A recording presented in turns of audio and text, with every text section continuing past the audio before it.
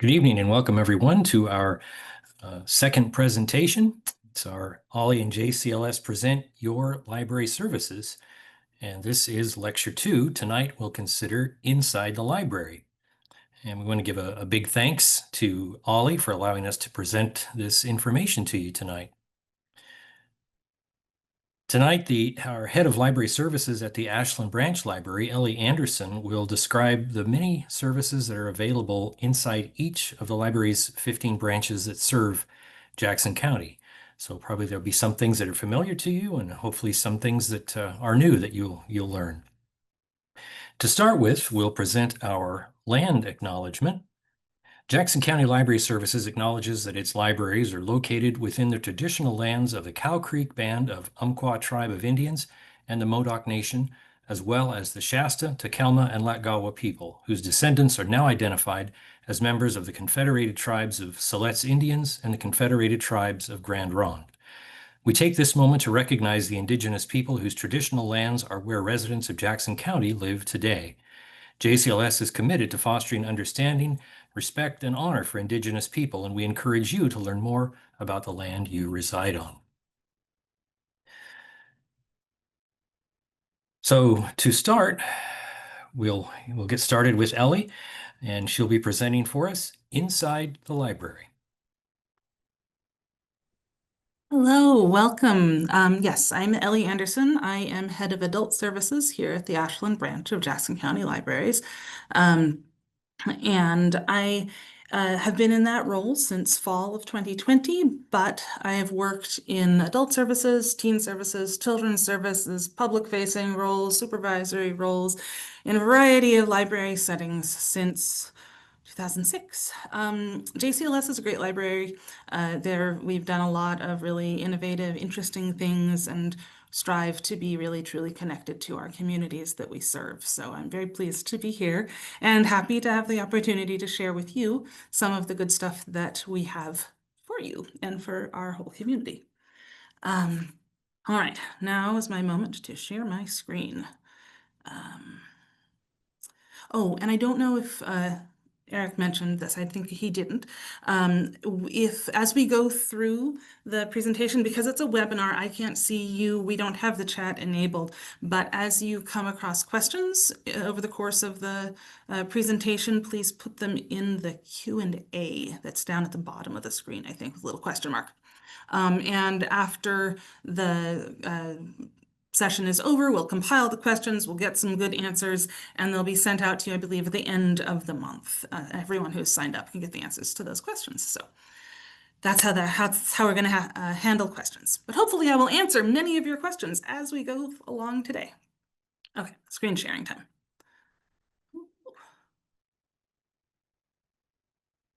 There we go. Jackson County Library Services.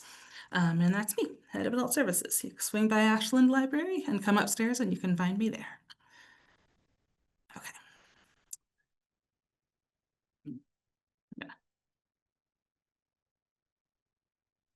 There's my next slide. Okay, excellent.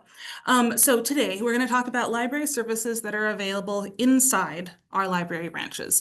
Next week, I believe you're going to get more of an opportunity to hear about how we take library services outside the library to people who can't make it to the library or to encounter new people who don't already know about our library and all that it has to offer. So over the next hour, here's my ambitious bullet-pointed list of things that we're going to talk about. I found that it was kind of fun to put together this list because we have so much that we do. But we're going to talk about library collections. We're going to talk about circulating library materials, libraries as public spaces, reference and research support available at your library, readers advisory, computers, technology, community resources, and public programming. So here we go. Oh, but before we get into that, I wanted you to have an image in your head of the range of just the geographic range that we cover. This is a map of all of our library branches here in Jackson County. And of course, we cover the places that aren't at the branches as well, all the way down to the California border, all the way north, south, east, and west. All of Jackson County falls under our purview. But we do, yeah, all along the I-5 corridor, all the way up to Prospect, all the way out to Applegate. We try hard to be part of each community and connected to the schools and the everything else that's going on in those communities. Okay, library collections. Of course, we have the physical materials that you think of when you think of the library. We have books, we have DVDs, CDs, magazines, all of those things. We also have board games and video games that circulate now, jigsaw puzzles, newspapers, and the Library of Things, which a lot of folks get pretty excited about. That's everything from kitchen tools to party games and lawn games to camping equipment, lots of different kinds of gear, things like uh, induction cooktop burners, since you might want to try that, but you might not want to invest in a whole system before you've given it a try. A lot of Library of Things items are very popular and can be used and checked out with a library card just like anything else. Of course, we also have electronic materials, ebooks, lots of electronic resources for people to enjoy. I like to mention that we have got a subscription to the Great Courses via our ebook collection. And that's something that a lot of folks are really excited about. And of course, our subscription databases, which we'll talk about a little bit more in terms of our the research projects that folks come to us for help with. There's a list here of different platforms that may be familiar to you if you've used any of our electronic collections. Libby, Hoopla, and Canopy are all platforms that can be used for ebooks and audiobooks. Canopy's mostly movies. Tumblebooks is one that's for children's books. It's a great resource for getting children engaged with stories. They're a little bit like the old Reading Rainbow animated storybooks. That's a fun one for little ones. We have research databases and lots of book advice databases. Okay, so who can get a library card? Anybody? Yeah, they're free. Anyone who lives in Jackson County, all you need is an address. And even if you don't have an address, you can get a card that will they'll get you computer access. As long as you're a Jackson County resident, you are part of our community and part of our service population. And what can you do with the library card? You can borrow the physical or electronic materials in the collection. You can move things from one branch to another. You can request interlibrary loans if our collection, we only have so much space and budget. So we focus our collection purchases on things that we know are going to be mostly popular materials, things that are going to be high interest to our population.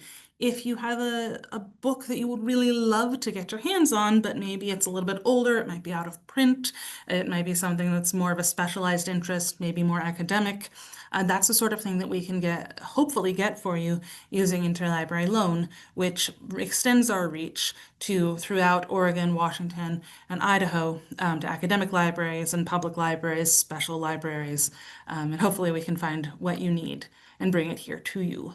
And you can borrow it with your library card from your library branch. Of course, you can also log on to our public computers and reserve meeting rooms at our branches. Almost all of our library branches have meeting rooms that anybody with a full-service library card can use up to 5 times a month. So if you have a club or a group that wants to get together and I don't know, and anything, we've got HOAs that meet, Boy Scout troops meet, there's a gaming groups meet. That's a public space, it's free. We love the variety of things that take place in our library meeting rooms.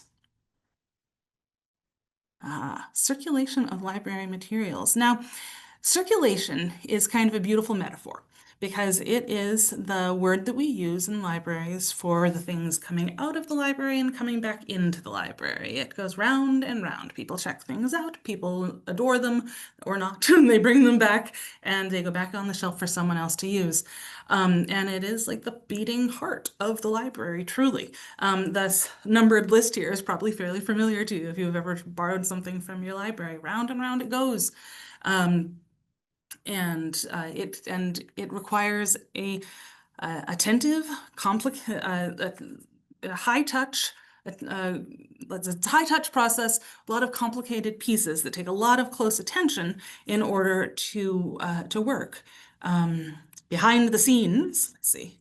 Library staff, every item that gets checked into a library gets scanned, it gets sorted, maybe it goes back on the shelf, maybe it generates a slip for the next person who's waiting in line for it, maybe it has to go back to a different branch, maybe it has to go into our central offices to get repaired or reviewed for some reason. It's all, every single step along the way, each item gets handled by library staff and they keep it moving so that you have the books waiting for you on the shelf when you're ready to look for them. There's also, I do want to make sure I have a shout out to our courier staff, which is a group of people that not everybody even knows exists. But remember back at the beginning where there was that map of all the 15 branches all around Jackson County?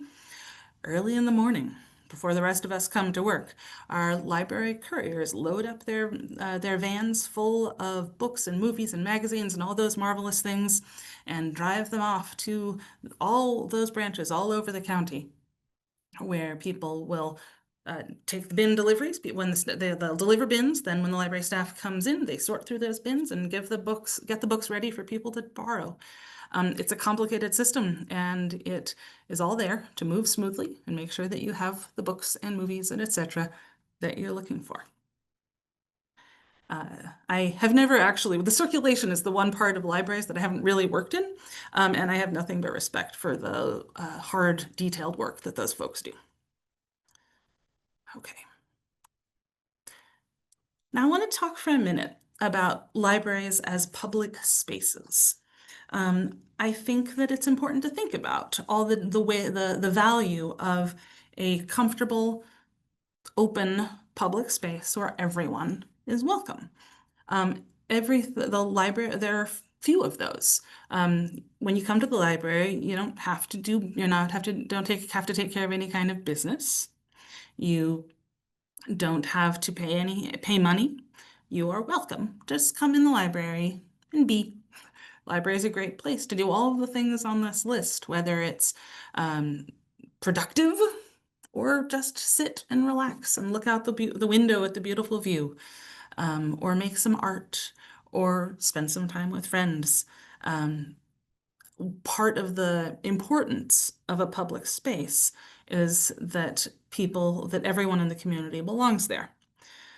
Of course, we have behavior standards. When I tell children about this, I think I break it down pretty simply that a public library belongs to everyone. It is everybody's library, and everybody can use the library so long as the people who are using the library are acting in a way that is sharing. And I think that's a really important concept. Public libraries are about sharing.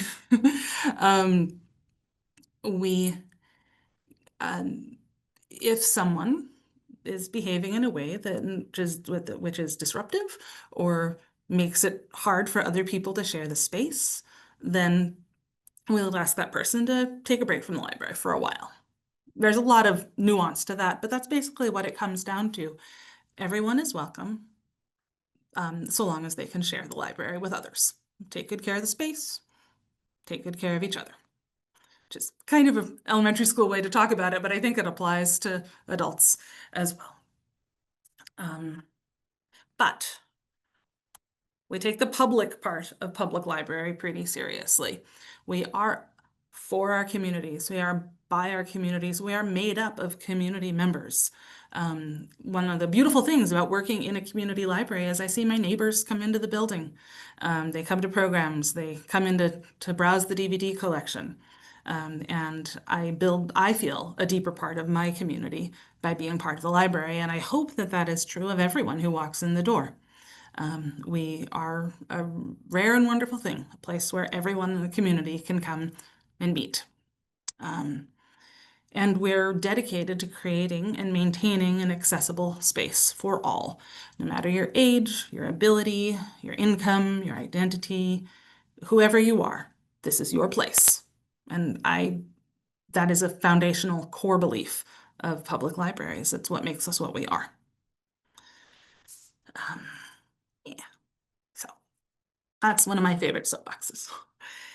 But let me tell you, I'm going to move along to reference and research support in the libraries. This is one of the things that we do a lot of in the Adult Services Department, where I spend most of my time. And we are here to provide research support, reference services, and sometimes we do referrals for anybody who has a question. We are information services. That's another term that people talk about when they talk about libraries. And reference desks. So at our reference desk, and okay, so Medford and Ashland libraries both have designated reference desks where the reference librarians will work and will be able to answer your questions. All of the other branches have trained library staff that can answer questions as well. Sometimes, if they bump up against a really thorny question, they'll refer that question to the Ashland or Medford librarian staff. I do want to say that reference is often something people think about for adults, but there's reference for all ages. Children with homework assignments, teenagers with nonfiction questions, any age. People can come in and we'll tailor the reference service and the materials that we recommend to the information need of the individual with the question. So. Here's some examples of ways that we manage it. Research services. If you come in and you are writing a book and you have a really long, in-depth research project that's going to take you some time, we can't do the research for you, but we can support you in your project. We can help you find useful search terms. We can show you how to use library databases. We can help you look for scholarly articles or books or other information that might be good avenues for you to explore. We can find library resources within our library or the broader library world that might be good avenues for you. We can help you organize a little bit what your project might be. So that's sort of the research support that we can do. Reference in this definition of it tends to be more of I have a question. Examples might be things like I would like to learn more about a particular health condition. What do you have on thus and such? And we will look and see if we perhaps might have a recent book that might talk about that health condition. We might look in our online databases that we subscribe to for truly up-to-date information, because the nice thing about an electronic resource is that it updates all the time. We can look online to see if we can find some credible quality information on the topic and help you sift through the vast world of information that's out there and find quality information of a level that you're interested in to help answer your immediate question. I think people used to say a few years ago, people used to say, "Oh, reference is dead. People don't have reference questions anymore. Everybody will look everything up on the internet." And people do look things up on the internet, that's for sure. Like, we'll reach into our pockets and pull out our phones and try to find the answer. But boy, oh boy, there's a lot of answers out there. And not all of them are accurate. And I maintain that having an information professional, an expert, who you can come to at your public library for free and say, "Please help me find the real answer, the quality information," I think that's valuable, and I don't think that's ever going to go out of style. Having said that, sometimes we do referrals. Sometimes there are questions that are outside the scope of our expertise or the materials that we have available here at the public library. Sometimes I listed there the Genealogical Society might be the best place for you to go and ask those folks, because they really have a subject matter expertise. Or the Southern Oregon University over at Hannon Library, the Law Library. We're not legal professionals. We can't answer legal questions. There's things like that, places like that, the Historical Society, or some other specialized area that we might want to be able to say, this is what I think might be a good, a partial answer to your question, but you know who could help you even more? Let me put you in touch with whoever. And that, I think, also supports reference and research pursuits. Oh, you know what I forgot that I put on the data, put on the slides, is that for local history research, for example. Medford and Ashland both have collections of local newspapers, historical newspapers going back decades, and microfilm machines.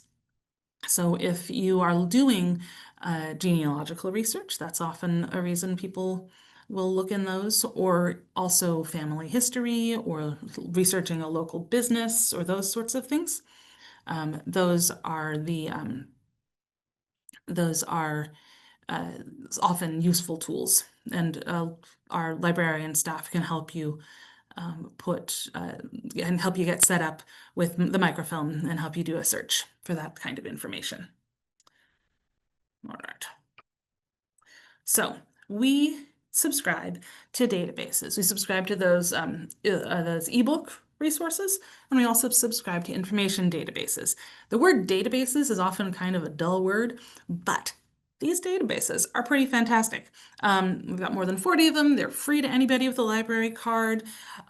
They reflect our physical collections. So we have things that are more scholarly databases. We have business-oriented databases. If you're someone who is looking to start a new business and you want to see, okay, I'm going to start a flower shop. What other flower shops are there in my area? We've got a database. We can look that up and find you a list and find you where they are, where they're located, how much money they make each year, that kind of thing. That's easy to find. There are literary databases if you're someone who's looking to go into writing, publishing, or if you're just someone who wants to find a good new book. We have databases that help with job skill building. We've got resume resources, sample cover letters, that kind of thing. We've got some homework help databases that are from grade like third grade all the way through adult learners.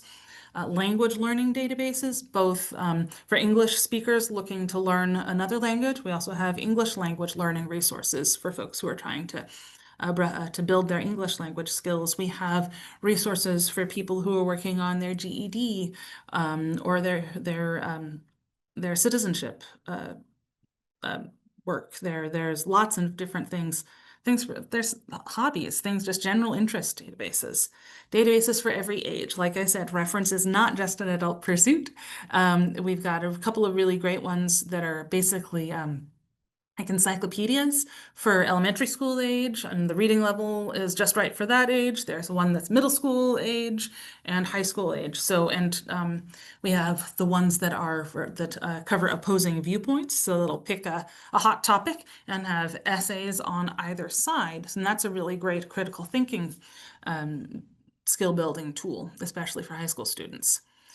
Most of these databases can be accessed anywhere if you've got your library card. Not all of them. There's a genealogy database, and I think another one that you have to use in the library. But almost all of them, if you've got your library card, anywhere you've got an internet connection, you can log on and get access to all of these excellent sources of information from in your pajamas if you want to. You get to them by going to jcls.org, the library's website, and you can scroll down a little bit and you'll see a little box that says databases. I also included our information@jcls.org email address.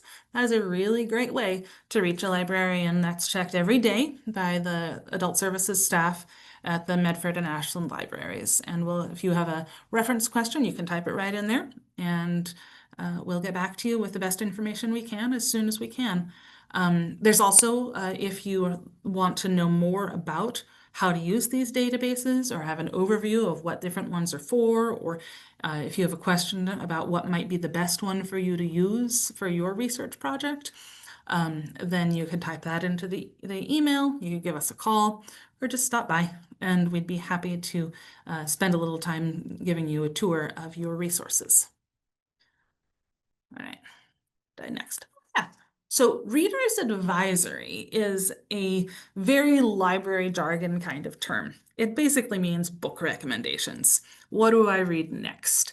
And it's one of the most fun kinds of questions that we get. So please never hesitate to come up to your library desk and say, hey, I just read what did I just read? I just read something I loved. This is what it was. These are the things I loved about it. What should I read next? Because you'll probably get yourself a very excited librarian who wants to get into a conversation about some books that they think might meet your need. So there are a lot of different ways to go about this. There's databases, like which you can find that same way, jcls.org databases, and books and authors is a really great one for you can learn more about books. It's also a good one if, for example, you know a kid who's doing or has to do a research project about an author. That's a way to find out more biographical information about those authors, other than just going to Wikipedia or something like that. Novelist is a really neat resource that does that reader's advisory thing. If you type in "I love Jacqueline Woodson," and they'll say, "Ah, here are several other authors like Jacqueline Woodson," and it would give you some suggested books to explore and see if that's what you would like right now. You can also type in certain characteristics of a book that you would like, and they'll give you some suggestions. Teaching books is intended for parents and teachers to use with children for book recommendations. It's another really excellent resource. JCLS Discovery is a service that we do where anybody can fill out a brief questionnaire, and then within a few days, library staff will email you a list of suggestions of books that they think you might be interested based on that questionnaire. And then you can place holds on those to check out from your library. On our JCLS catalog, we have lists of staff picks that get put together several times a month. I'm like, hey, it's gonna be October, it's spooky season. Which spooky stories do you like the best? Or those sorts of things, just topical things, different times of year. What's the best book you read this year? Our staff will answer that question, and then they'll populate a list, and that's a lot of fun, actually, I think, to browse through because the library is, of course, staffed full of people who love books, love to read, and love to tell people about what their favorite books are. And of course, there's also curated displays in every branch. If you walk around the library and you see those books faced out, and often themed around a particular topic or time of the year or what have you, those are books that are recommended by library staff. And of course, personal assistance. You can always walk up to the staff and ask for suggestions, and that's, of course, available in every branch. All right, so I just ran through all of that, and let me give you a shortcut. If you're looking for reading suggestions, if you go to our book advice page, you'll be able to have a recap of all those different tools that I just mentioned. Again, you go to jcls.org. There's a little drop down, across the top, there's a bunch of different options. And one of them is called Books and More. And you click on that drop down, and there's a bunch of options, and book advice will take you to a page where you can link to that JCLS Discovery questionnaire. You can access those databases. You can link to the catalog, and there's actually some external websites of really good book recommendations as well. So that's a nice place to visit if you're wondering what to read next, or if you feel like you're stuck in a rut or anything like that. Okay, so computers and technology. So bouncing from books to computers. They're a really important part of what we offer our community. Every branch has public computers that anybody can get on, internet access on those computers or via Wi-Fi if you bring your own machine into the library. All of our computers have standard programs, Word, Excel, PowerPoint, that kind of thing. You can print from the library's computers, or you can print wirelessly from a laptop or a mobile device. We've got photocopiers, we've got scanning and faxing stations, and we have staff that can answer your tech questions. Every library has staff who can get you started and answer simple questions. We also have a whole department called technology education, where you can make an appointment to spend a one-on-one time for up to an hour getting a lesson in technology, and whether that's wanting to learn how to do something on your phone, or working on your own computer, or wanting to learn more about the library's offerings. That staff is excellent, knowledgeable, patient, and accessible at every branch with an appointment. They're not there all there all the time. So check first. And if you would like to make that contact, just talk to your local library and we can get you in touch. So with those different things that we offer, I wanted to give you examples of common library technology uses. Many people come into print. I think at this point it's safe to say that most people do not have a home printer. Some folks do, absolutely. But many people, if they only print occasionally, they're not investing in or replacing their old printer. A lot of those folks will just stop by the library and print up something that they need once in a while, a resume, that kind of thing. A lot of folks use library computers to apply for jobs or benefits. There's a lot of forms that you have to get the PDF, download it, print it, fill it out, scan it, email it. It's all of those different things, different steps along the way, and you can do them all here at the library. People file for unemployment through the library. Often that requires faxing the unemployment update in to the office, and that's something that we can help people do with our scanner to our fax machine. People come to the library to make purchases. People buy plane tickets here. People absolutely come and use our computers for entertainment. They want to watch a movie or some videos or listen to music. People use the computers for gaming. Lots of different age groups do that. People take online courses. Sometimes people need to re-up their certification in something, and they'll come to the library and do it because maybe all they have for a screen to access the internet otherwise might be a small screen, and they really want to do it on a larger size screen. People come here to check their email and photocopies, scanning, faxing. If you're somebody who at home has a computer, has a printer, has all of that tech stuff, has internet access set up, ready to go, available to you all of the time, it is easy to take it for granted and assume that other people also have those resources at the touch of their fingertips. Many people do not. Working in the adult services department, there are many people from every walk of life who don't have those things set up at their home, whether it's because of economic reasons, whether it's because of choices and what they want to have at their home, those different things. The digital divide is a real thing, and we help fill that gap. And it might be because people have had the sort of job that doesn't require using a computer. And now all of a sudden they have to fill out a form and they're not really certain and not very confident of their computer skills. We can help them do that. A lot of job applications are online only now, even if the job doesn't have anything to do with a computer. And so folks will come to the library to work really hard to fill out those job applications to make the next big step in their lives. And we are so glad that we are here and available to anybody to come in and take and do those important things. And I would argue that entertainment and recreation is also important because everybody deserves to have fun too. All right.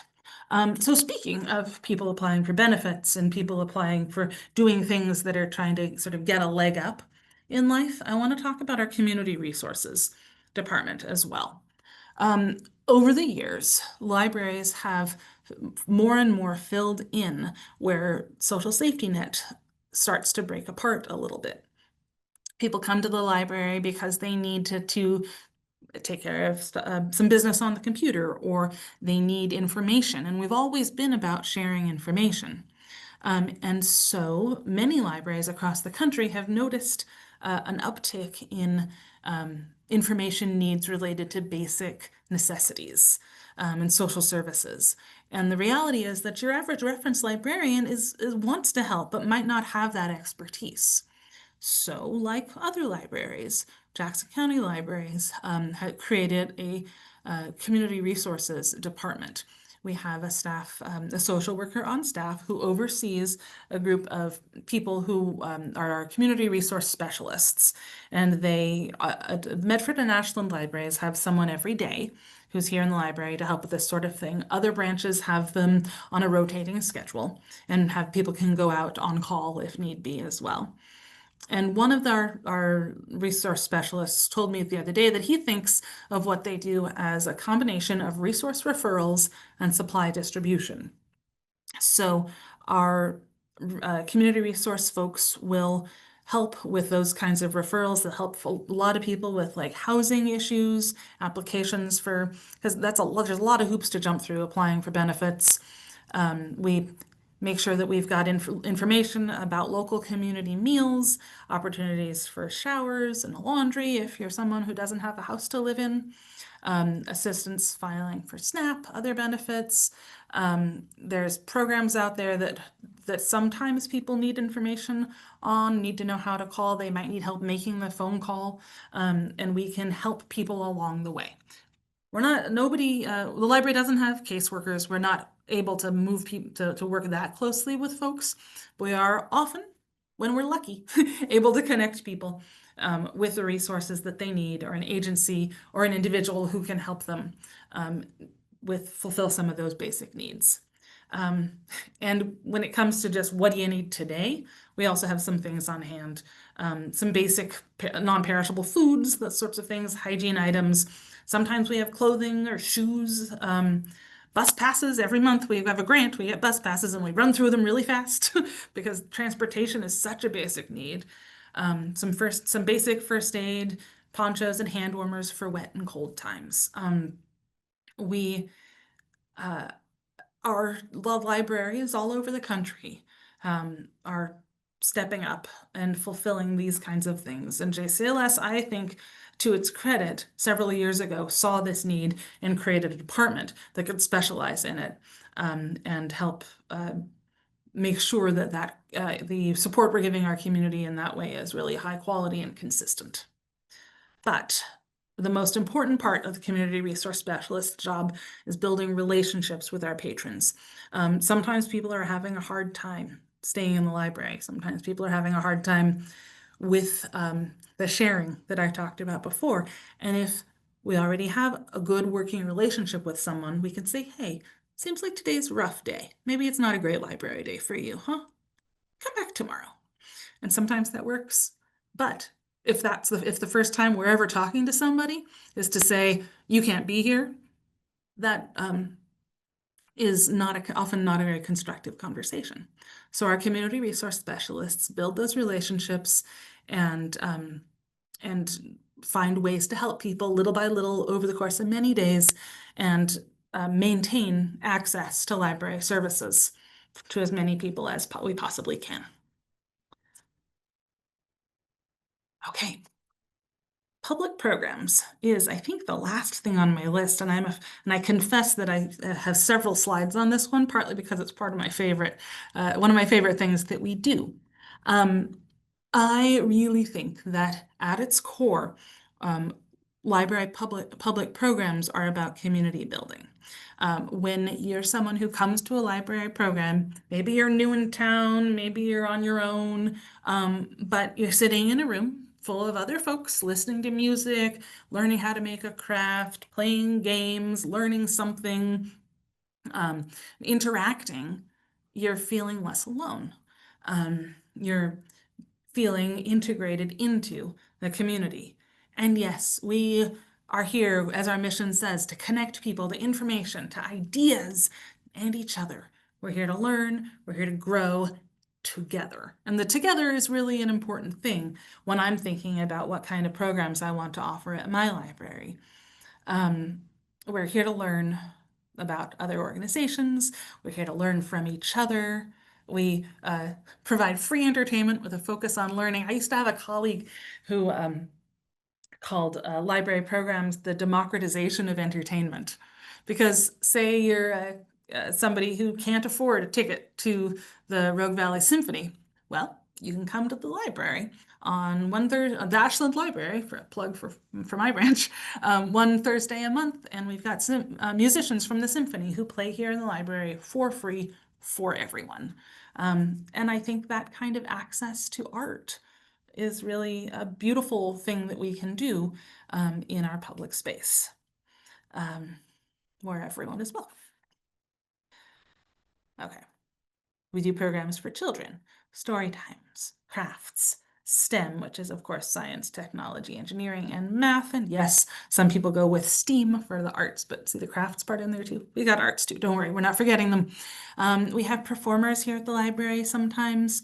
We have take and makes where there's kits that people can take home and make things at home, or you can pick up for somebody who can't make it to the library and take the library home to somebody. Stay and play is a really nice thing for kids and families. If you've ever been a parent of a small child or a caregiver for a very small child, it can be an isolating experience.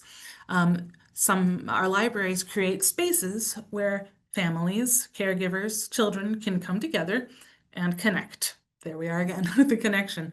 And of course, like Fred Rogers said, the work of childhood is play. Children learn through play by experimenting with multisensory play, and we create environments for that kind of learning. Literacy programs for children and teens at the library, story times and summer reading, which I'll talk about more in a minute. There's 1,000 books before kindergarten, which is a challenge that anybody with a child who's under kindergarten age can sign up for. And keep track of the number of books that you read together. And there's prizes along the way, and it's an achievement, and it's celebrated at each of our branches. And that's to encourage reading with children at home, which is hugely impactful on their early literacy skills and their school readiness.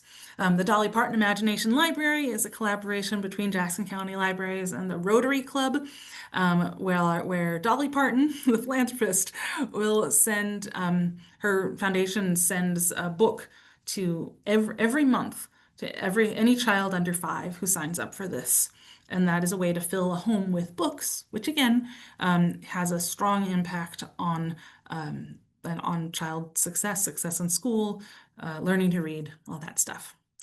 And then there's the unofficial Battle of the Books, which is our version of the OBOB, the Oregon Battle of the Books, which is a big deal in the elementary, middle, and high schools, where there are high-quality books are selected each year for different age groups, and kids are encouraged to read as many of them as they can. And at OBOB, the official one through the schools, they have contests and answer questions about them.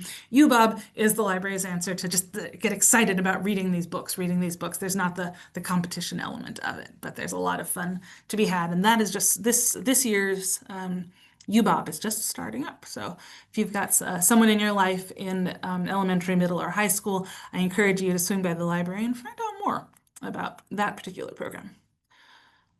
Okay, I'm gonna tell you a little bit about story times and why they're important. Story times are fun. Absolutely, they are fun. There's singing and playing and stories and cute kids.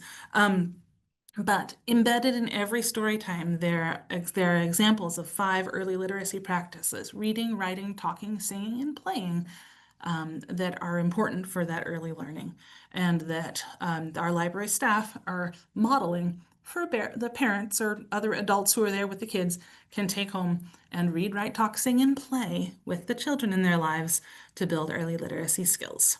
As you can see, we've got a nice assortment of story times targeted at very specific age groups based on the child development at different levels.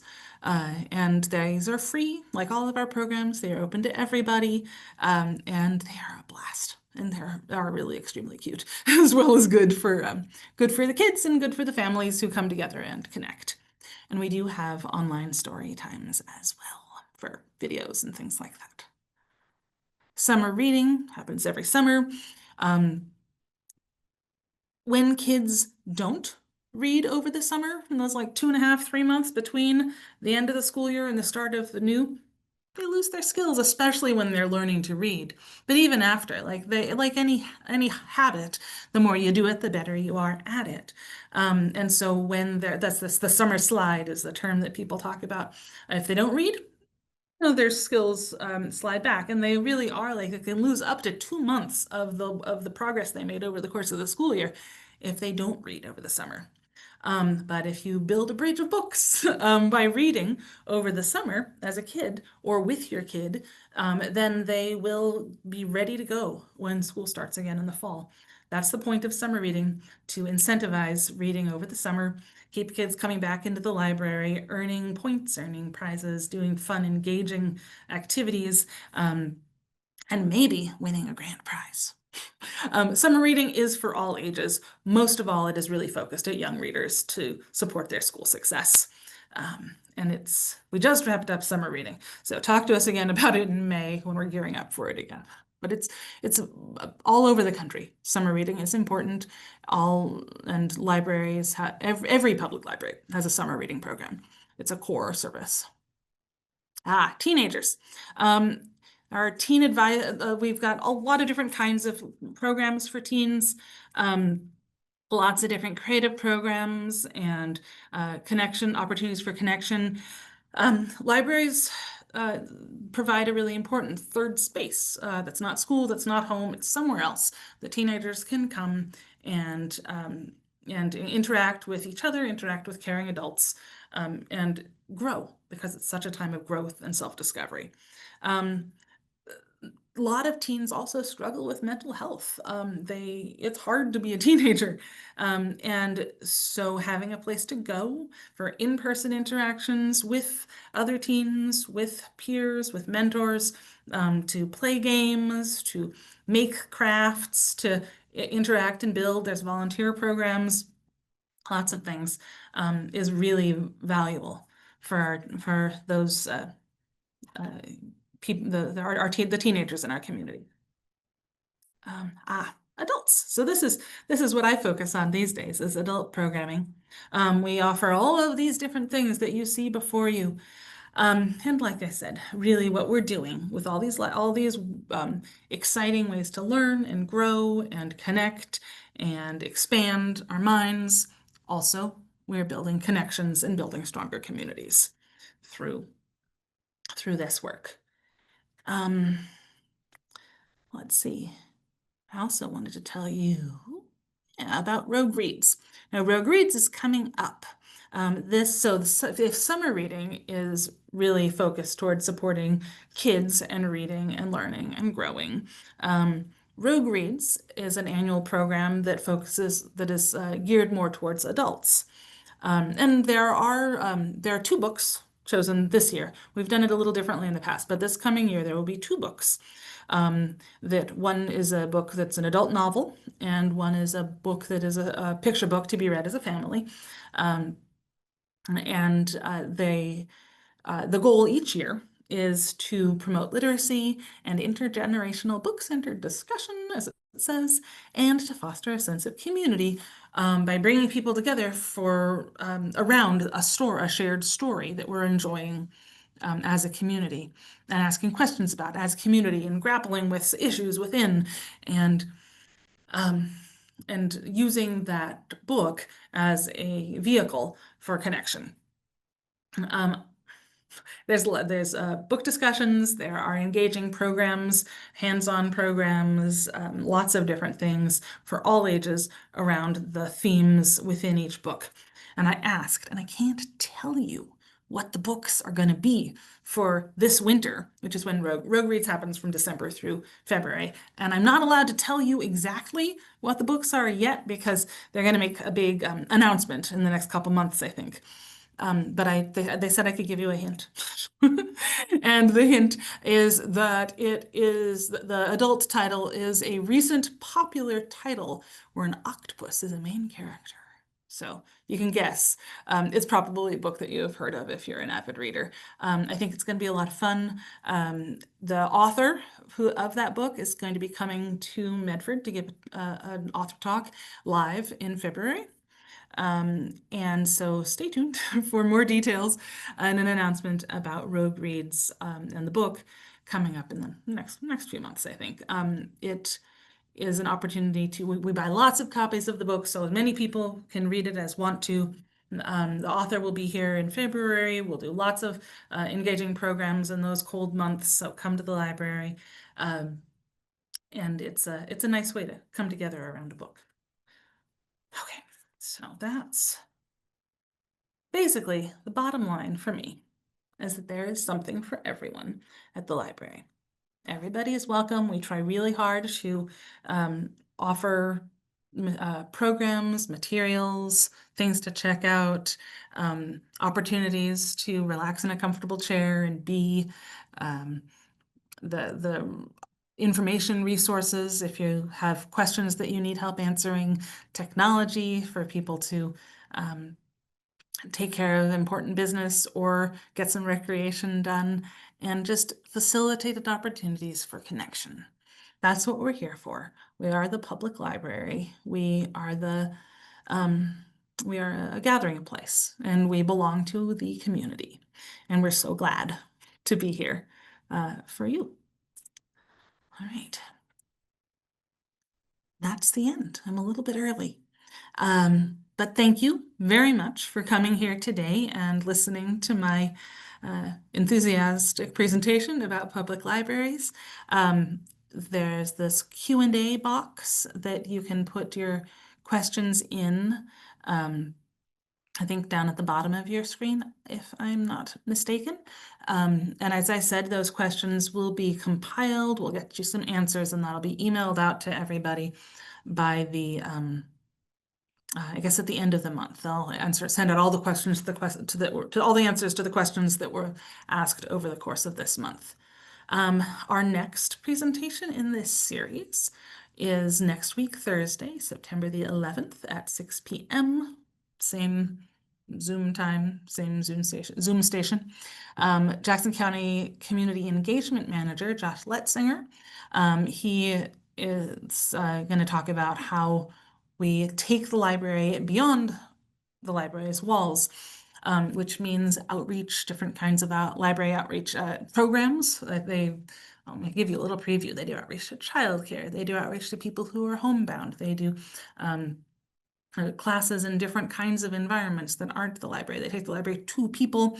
There is also our DART van, which takes technology and other library access to communities that might be difficult for folks from those communities to make it all the way to a library branch. We, again, just like we take the public part of the public library seriously, we don't limit our service to just what happens in the library building. We think about how everybody, here in Ashland, we think about all the folks up in Green Springs who don't really have a library all that close to them.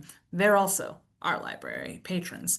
All the folks out toward Applegate, beyond the library, all those folks, they are our library patrons. They are Jackson County Library patrons, whether they make it to the library or not. Okay, but I'll let Josh get into more of that next time. And that wraps up my part of what I have to say this evening. And so I think I'm going to just hang out for a little bit longer and give people a chance to ask questions in the Q&A. But that brings me to the end of the official presentation portion of the evening. Thank you so much for being here. It's a privilege to speak to you today.